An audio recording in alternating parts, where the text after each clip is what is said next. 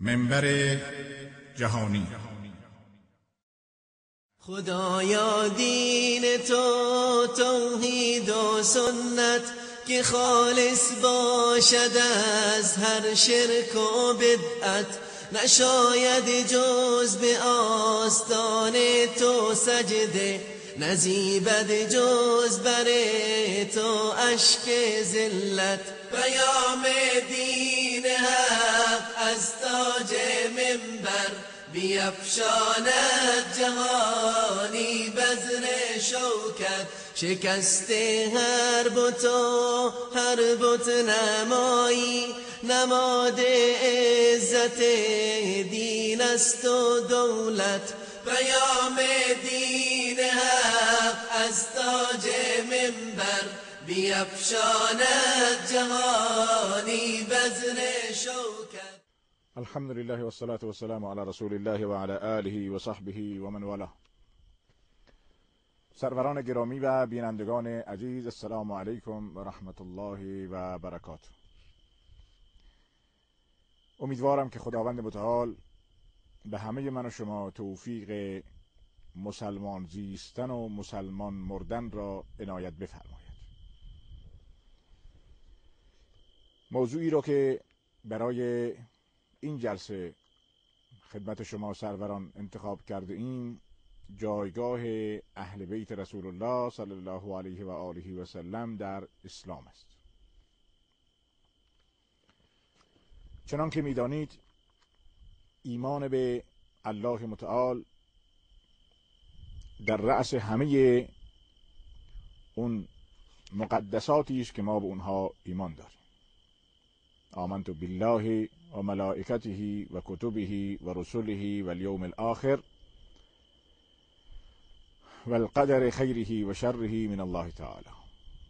و البعث بعد الموت. یکی دیگر از ارکان ایمان، ایمان به رسالت پیامبران الهی علیهم السلام است. و پیامبر گرامی خودمون حضرت محمد مصطفی صلی الله علیه و آله و سلم، ایمان ما به ایشون آنقدر مهم است و آنقدر ارزشمند است که به مقتضای این ایمان رابطه بین ما و آن رسول محبوب صلی الله علیه و آله و سلم به حدی ارزشمند است و ما را به حدی مدیون آن پیامبر گرامی صلی الله علیه و آله و سلم می‌گرداند که همواره یاد و ذکر آن رسول محبوب در هر اذان و در هر نماز تکرار می شود. اشهد ان لا اله الا الله و اشهد ان محمد رسول الله. در اذان، در اقامه نماز، در داخل نماز السلام علیک ایها النبی و رحمت الله و برکاته. در هر تشهد، در هر نماز ما درود و سلام میفرستیم بر رسول محبوب ما حضرت محمد مصطفی صلی الله علیه و آله و سلم که ایشان را خداوند متعال و الله ذوالجلال وسیله هدایت ما قرار داده است. اگر ایشان نبودند من و شما کجا و ایمان کجا و بهشت کجا و آخرت کجا؟ اما الله متعال و معبود ذوالجلال و یگانه و یکتا بر ما منت نهاده و احسان فرموده و این رسول گرامی و محبوب را سبب هدایت ما قرار داده است. و در کلمه‌ای که من و شما می‌خوانیم لا اله الا الله محمد رسول الله، کلمه شهادت متشکل از دو جزء است. یکی لا اله الا الله که توحید است، دیگری محمد رسول الله که رسالت یا اتباع از پیامبر گرامی صلی الله علیه و سلم. یعنی هر عملی که ما انجام می‌دهیم باید مشتمل بر این دو چیز باشد. یکی اخلاص برای الله یگانه و یکتا و دوم اطاعت و پیروی از محبوب ما و رسول گرامی ما و راهنمای ما حضرت رسول گرامی صلی الله علیه و آله و سلم. خب برای اینکه خیلی مقدمه طولانی نشه و ما موضوع را در اختیار داشته باشیم، خدمت شما عرض میکنم که رسول محبوب صلی الله علیه و آله و سلم در دور بر خودشون دو نوع خویشاوند داشتن. یکی خویشاوندان نسبی، کسانی که در نسب با آن رسول محبوب صلی الله علیه و آله و سلم خویشاوند بودند، اشتراک نسب داشتند، یعنی چه از طرف جد اعلا به طرف بالا یعنی عمو و عموزاده، و چه پایینتر یعنی فرزندان و نوادگان، و چه همسران گرامی آن حضرت صلی الله علیه و آله و سلم و ازواج مطهرات که در خدمت آن حضرت صلی الله علیه و سلم و محرم زندگی آن حضرت بودند. نوع دوم خویشاوندان آن حضرت در واقع خویشاوند نسبی نبودند، کسانی بودند که الله متعال اونها را برای نصرت پیامبر گرامی صلی الله علیه وسلم برانگیخت و بعضی از اونها نصرت می‌کردند رسول الله صلی الله علیه وسلم را در مدینه، بعضی دیگر مهاجر بودند که با آن حضرت هجرت کردند. این هر دو گروه را الله متعال ستوده و بارها و بارها از آنها مدح و ستایش فرموده و آنها را مژده به بهشت داده است که در بهشت جاویدان همیشه خواهند ماند. سخن ما در اینجا درباره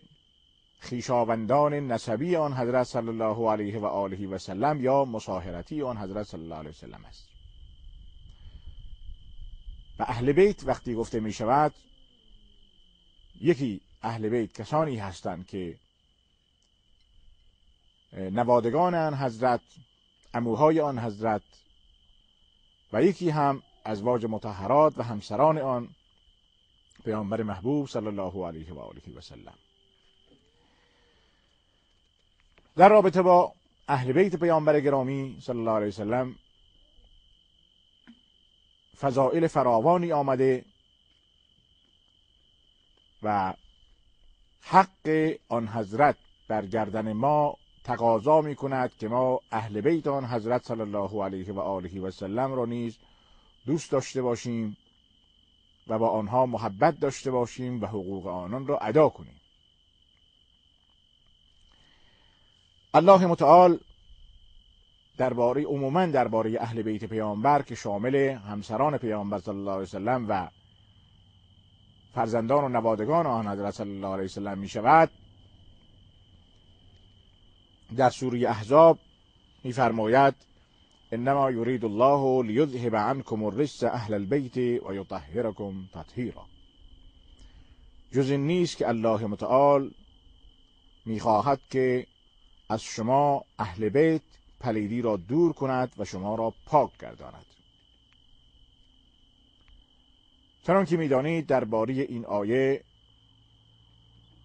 غلو و افراط فراوان شده و سخن به گزاف و ناحق فراوان گفته شده است. بعضی ها از این آیه که هیچ ربطی به اسمت اصلا نه به ائمه و نه به اسمت ائمه و نه به افراد معینی دارد، از این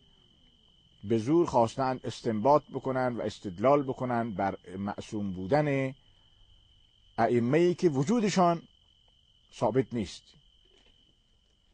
یا در واقع دقیق‌تر عرض کنم از وجود، امامتشون ثابت نیست. البته وجود اون آخری وجودش ثابت نیست، بقیه خب متولد شدند و زندگی کردند و وفات کردند و از دنیا رفتند، خداوند همه اونها را رحمت بکند. اما امامتی وقتی برای کسی ثابت نیست، اسمت را چگونه میتوان اثبات کرد؟ این اصلا در اینجا بحث ما نیست. فقط این اشاره را به این دلیل عرض کردم که وقتی ما در اینجا درباره این آیه صحبت میکنیم، شاید دوستانی توجهشون به اون موضوع جلب بشه. به همین دلیل من خواستم اینو عرض کنم که این آیه هیچ ربطی نه به امامت دارد و نه به عصمت دارد، بلکه این آیه دلالت بر این دارد که الله متعال اهل بیت رسول الله صلی الله علیه و آله و سلم را عزتی و کرامتی بخشیده، همچنان که سایر اهل ایمان را عزت و کرامت بخشیده، به اضافه این که اهل بیت فضلی و فضیلت و برتری بر سایر امت دارند که پیامبر گرامی صلی الله علیه و سلم در حدیث صحیح فرمودند اذکرکم الله فی اهل بیتی، اذکرکم الله فی اهل بیتی، اذکرکم الله فی اهل بیتی، که شما را درباره اهل بیت خودم من یاددهانی میکنم. و این یاددهانی مستلزم این است که ما حقوق اهل بیت را بشناسیم و ادا کنیم. از حقوق اهل بیت اول اینکه محبت با آنهاست. ما به خاطر رسول الله صلی الله علیه و آله و سلم باید با اهل بیت رسول الله صلی الله علیه و سلم نیز محبت و دوستی داشته باشیم. این حقی است که بر گردن ما دارند و هر مسلمان باید با تمام افراد مؤمن خانواده رسول الله صلی الله علیه و سلم محبت و دوستی داشته باشد. قید مؤمن را به این دلیل عرض کردم که کسانی هستند که نسباً جزو خویشاوندان رسول الله صلی الله علیه و سلم هستند، مانند ابو لهب و نسل و خانواده او یا کسانی مثل او، اما در عمل چون که ایمان نیاوردن اونها مستلزم این تکریم و این عزت و این کرامت نیستند. حق دومی که برگردن امت دارند اهل بیت رسول الله صلی الله علیه و سلم علاوه از محبت، حق درود و سلام بر اونهاست که هرگاه ذکری از اونها به میان میاد ما رحمت خداوند بر اونها باد میگیم یا رحمت الله علیهم میگیم یا کلمات و جملاتی که محبت ما را نسبت به اونها ثابت میکند. و دیگر اینکه حقوق خمسی که حق خمسی که به پیامبر گرامی صلی الله علیه و سلم و اعلموا انما غنمتم من شیء فان لله خمسه وللرسول، این حق خمس یعنی 1/5 مال غنیمتی که در زمان رسول الله صلی الله علیه و سلم گرفته میشد یا بعد از اون در غزوات شرعی که جهاد فی سبیل الله بود گرفته میشد، 1/5 حق خدا و حق رسول بود. به این مناسبت هم مناسبت عرض کنم که آیه‌ای که اشاره کردم تنها آیه‌ای است که درباره خمس در قرآن کریم آمده و هیچ آیه دیگری در قرآن وجود ندارد دال بر این که چیزی به نام خمس در اسلام باشد. هیچ چیزی به نام خمس در اسلام وجود ندارد، نه آیه‌ای و نه حدیثی، نه سندی، نه عملی از هیچ کدام از اسلاف دلیلی وجود ندارد که خمسی ثابت شده باشد. بنابراین کسانی که خمس میگیرند و خمس میدهند مخالف شریعت اسلام عمل میکنند. آنچه که بر مسلمانان واجب است زکات است که فقط 2.5% است و غیر از اون چیز دیگری ثابت نیست. از خصوصیاتی که اهل بیت دارند این است که صدقه بر اهل بیت جایز نیست. پیامبر گرامی صلی الله علیه و آله و سلم فرمودند که ان الصدقه لا تنبغي لآل محمد انما هي اوساخ الناس. صدقه بر آل محمد درست نیست، زیرا که صدقه در واقع چرک مال مردم است و اهل بیت چون که عزت و شرافت و کرامت اونها بسیار عالی است جایز نیست که چرک مال مردم را بخورند. درباره اهل بیت بخشی از اهل بیت که امهات المؤمنین هستند الله متعال فرمود و قرن فی بیوتکن ولا تبرجن تبرج الجاهلیة الاولی، در خانه های خود بنشینید و بیرون نروید و تبرج یعنی بی‌حجابی نکنید مانند بی‌حجابی که اهل جاهلیت اولی میکردند. در اینجا هم مناسب است به این آیه اشاره کنم، به این موضوع اشاره کنم که بعضی از کینه‌توزان و دشمنان صحابه و دشمنان رسول الله صلی الله علیه و آله و سلم از این که حضرت عایشه صدیقه رضی الله عنها در جنگ جمل برای صلح بیرون رفتن با حضرت طلحه و زبیر و حضرت علی رضی الله عنه که رفتن در اونجا صلح بکنن و منافقین جنگی رو در دادن و این جنگ در بعدها در تاریخ به نام جنگ جمل مشهور شد، از حضرت عایشه رضی الله عنها به این دلیل انتقام جویی میکنن و نسبت به ایشون جسارت میکنن و حتی نعوذ بالله تهمت‌های بسیار زشت و ناروایی نسبت میدن به خاطر غلوی که درباره حضرت علی مرتضی رضی الله عنه دارن، چون ایشون میگن که با حضرت علی جنگیده در حالی که جنگ تعمدی و قصدی نبوده. این جنگ رو منافقان به راه انداختن میگن که حضرت عایشه رضی الله عنها از خانه بیرون رفته و مخالف این حکم الله عمل کرده، در حالی که این از روی کینه‌توزی هست و هرگز حضرت عایشه صدیقه مخالف حکم خدا عمل نکرده و نه حضرت عایشه و نه هیچ کسی دیگری مشمول این تهدید یا حکم خداوند نیست که الله متعال دستور داد که در خانه ها بنشینند. دستور داد که در خانه ها بنشینند و همه ازواج مطهرات و همه صحابیات به این حکم عمل کردند. حضرت عایشه بیرون شدنشون در واقع با مشورت بقیه صحابه بود و برای ایجاد صلح در بین صحابه بود که یک امر شرعی است و دستوری است از سوی خداوند متعال که این آیه در واقع مقید است به آیه دیگری که و صلح و خیر، شما صلح بکنید در واقع که در میان مسلمانان مشکل ایجاد شد. کلمه آل درباره اینه که آل شامل چه کسانی هست، درباره این صحبت زیاد شده و علما تفاصیل زیادی رو مطرح کردن. در اینجا این حدیثی که بهش اشاره کردیم، این صدقه الله تحل لمحمد ولا لآل محمد، این تقریبا مثل حدیث قبلی که صدقه بر محمد و آل محمد درست نیست. بنابراین هر کسی که از اهل بیت پیامبر صلی الله علیه و آله و سلم باشد برای اون جایز نیست که صدقه بخورد. امیدواریم که خداوند متعال همه من و شما را جزو کسانی بگرداند که قدر و منزلت صحابه را میشناسیم و به اونها محبت داریم و محبت صحابه و اهل بیت رسول الله صلی الله علیه و سلم در دل ما موج میزند. فقط منافقان کسانی هستند که به این بهانه ها میخوان در بین امت اسلامی تفرقه ایجاد بکنن، ولی خوشبختانه مسلمانان واقعی و اهل بیت و دوستداران صحابه و اهل بیت همه میدانند که برای ما فرقی نمی کند بین این که کی صحابی است کی اهل بیت. فقط حقوق همه را میشناسیم، ولی خدای نکرده در مذهب اهل سنت هیچ گونه کینه ای نسبت به کسی ما نداریم. چون اگر کینه داشته باشیم نعوذ بالله مثل این است که ما کینه با رسول الله داریم. کینه داشتن با خانواده پیامبر و اهل بیت پیامبر و با صحابه پیامبر این نشان کینه و دشمنی با خود رسول الله صلی الله علیه و آله و سلم و با قرآن است و با دین اسلام است. خب سروران گرامی، همین که ما در آخر در نماز اللهم صل علی محمد و علی آل محمد کما صلیت علی ابراهیم و علی آل ابراهیم انک حمید مجید، اللهم بارک علی محمد و علی آل محمد کما بارکت علی ابراهیم و علی آل ابراهیم انک حمید مجید، این درود را که به عنوان درود ابراهیمی معروف است ما در نمازها میخوانیم، این دال بر این است که